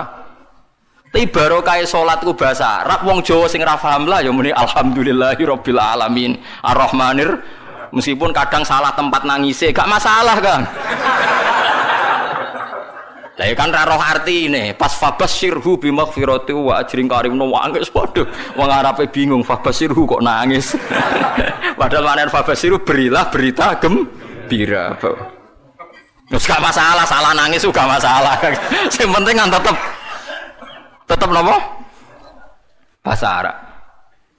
Ya paling problemnya kan salah nangis wae misalnya gak pas no posisi nangis iku ora pas. Mulane ora usah nangis Kang, nek maca Quran ning Arab ngrungokno makmum ora usah nangis. Kadang imame maca ayat tentang berita gembira, mulane tenang ae. Timbang nangis keliru, guyu keliru wis menang ae. Saya sukut salamah supaya menang iku selamat. Ora usah ngambil apa sikap. Apa guyu nang ayat susah, apa susah kok nang ayat bunga wis menang ae wis. Jadi kalau cara kula ijtihad ana Quran kemungkinan napa mau salat kemungkinan basa Jawa bahasa Indonesia itu ngeri sekali. Bagaimanapun kita dengan firqah apapun itu enggak beda dalam hal masalah napa salat. Salat itu sama semua. Sak dunya sami. Paling kadang-kadang wong NU nyoal sudes ra maca bismillah seperti itu. Paling kan debatnya kan debat-debat kecil perkara napa? Perkara napa? Bismillah, kok paling ketua KBH bilang, yo moco tapi ra banter, sing wis mbok pilih oleh jawab terserah. Tapi kalau nanti teng burine pas iku yo ora krungu padahal nganggo mic. Mulane kula. Tapi sudah nanti diundang teng Surabaya moco bismillah. Ya sudah sing terkenal teng Masjid Akbar Surabaya moco bismillah. Ternyata dia aja takut juga ditanya, "Lima ada taqra bismillahirrahmanirrahim?" Jare. Khaufan minal fitnah, jare. Aku wedi fitnah. Wedi juga dene ambek wong Surabaya. Sudah sih semua jodoh. Kamu wes kaget, siap-siap tamu bismillah. Jebule maca napa? Bismillah. Jadi Do kaget do, kok maca napa? Bismillah. Ya bagus lah. Gelem napa maca napa? Kalau kita sebagai orang alim yang baca kitab banyak, memang seperti itu. Semua riwayat tuh ada yang baca bismillah, ada yang